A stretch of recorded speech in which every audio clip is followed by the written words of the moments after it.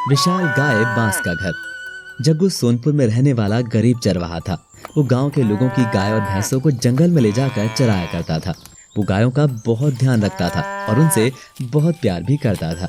उसकी हरकतें देखकर सभी लोग उसका मजाक उड़ाया करते थे। एक दिन उसकी माँ ने उससे कहा, अरे मूर्ख जग्गू, तुझे समझ में नहीं आता क्या? हर कोई तेरा मजाक उड़ा रहा है और तू जब देखो इनकी बातों में आ जाता है। कब तक यूं जोकर बन के सबको हंसाएगा? हाँ, अब तो बड़ा हो गया है, थोड़ी समझदारी से काम ले, नहीं तो यूं ही जग हंसाई होती रहेगी।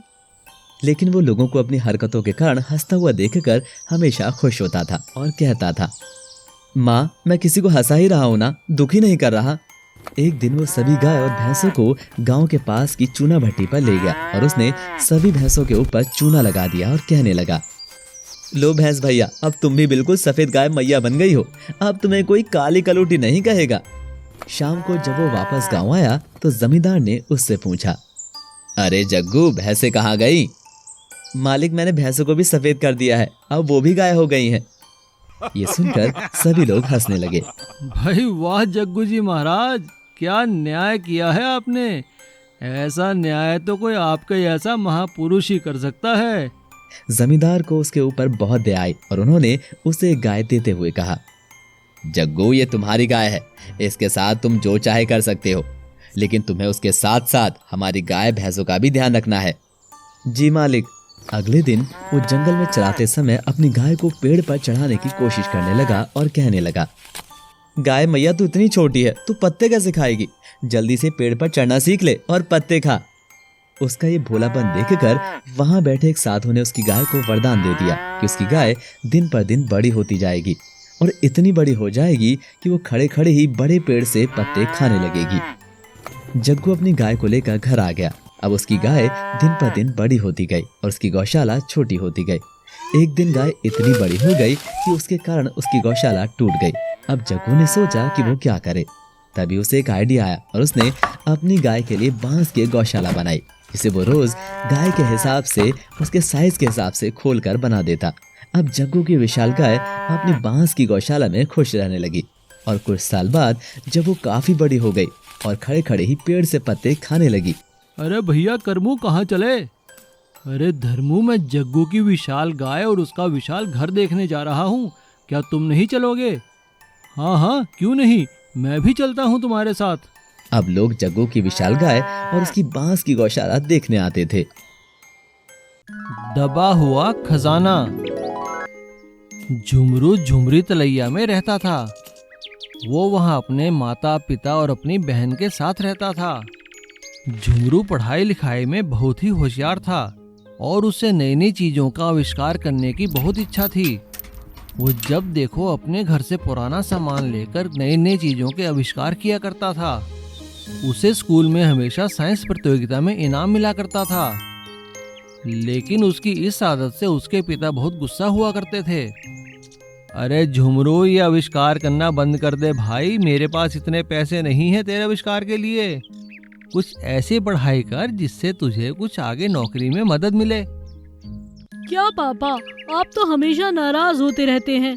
देख लेना, एक दिन ऐसा आविष्कार करूंगा कि आपका सर गर्व से ऊंचा हो जाएगा और खूब पैसे मिलेंगे। बिल्कुल ऐसा ही होगा। मेरा बच्चा कितनी मेहनत करता है, आप तो इसे ऐसे ही कहते रहते हैं। आजकल के बच्चे बहुत समझदार हैं।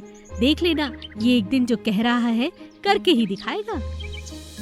एक दिन जब झुमरू स्कूल से वापस आता है तो वो देखता है कि उसके गांव के तालाब के पास बहुत सारे लोग इकट्ठा हुए थे।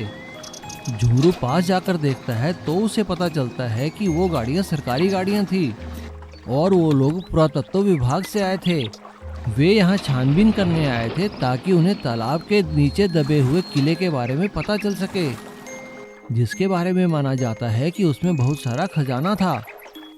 झुमरू घर जाकर इस बारे में अपनी माँ से पूछता है, माँ, क्या ये बात सच है कि हमारे गांव के तालाब के नीचे एक खजाना छुपा हुआ है?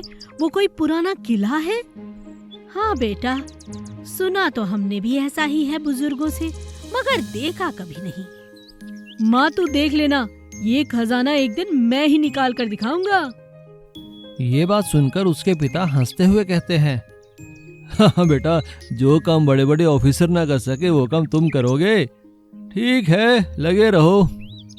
झुमरू बड़ी लगन से खजाना ढूंढने के लिए कोई तरकीब लगाने लगता है और वो एक दिन ऐसी मशीन बनाता है जो पानी और जमीन के नीचे दबे हुई किसी भी धातु के बारे में पता लगा सकती थी। वो अपनी मशीन को लेकर तालाब के पास घूमने लगता है। तभी अचानक एक जगह जाकर उसकी मशीन आवाज करने लगती है। अपनी मशीन के संकेत देखकर झुमरू खुश होकर घर आता है और वो सारी बात अपनी माँ को बताता है। उसकी माँ झुमरू को लेकर गांव के सरपंच के पास जाती है। उनकी बात सुनकर गांव के सरपंच कहते हैं, बेटा झुमरू, अगर तुम्हारी ये बात सही निकली तब तो हमारे गांव के दिन बदल जाएंगे। गांव के सभी लोग मिलकर तालाब के नीचे खुदाई करते हैं और काफी गहराई तक खुदाई करने के बाद उन्हें किले के बारे में पता लग जाता है। किला और खजाना मिलने के बाद गांव के सरपंच सरकारी पुरातत्व विभाग के लोगों को सूचना देते हैं।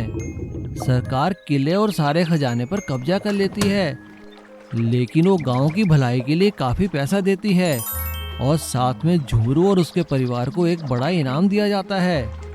इनाम मिलने के बाद झुमरू खुश होकर अपने पापा से कहता है, देखा पापा, मैंने तो कहा ही था कि पैसे भी आएंगे और नाम भी रोशन करूंगा आप दोनों का।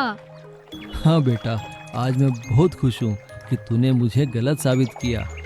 बस ऐसे ही पढ़ो और जिंदगी में आगे बढ़ो। Pipe bridge. सुंदरगढ़ पहाड़ी की चोटी पर बसा एक बहुत सुंदर गांव था। वहाँ के लोग बहुत ही भोले भाले और सीधे थे। गांव के कुछ लोग खेती बाड़ी करके अपना जीवन यापन करते थे। गांव में एक छोटा सा बाजार था।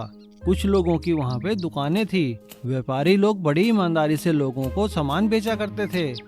गांव के कुछ पढ़े लिखे लोग बाहर नौकरी करने जाया करते थे। उसी गांव में श्यामू नाम का एक लड़का भी रहता था।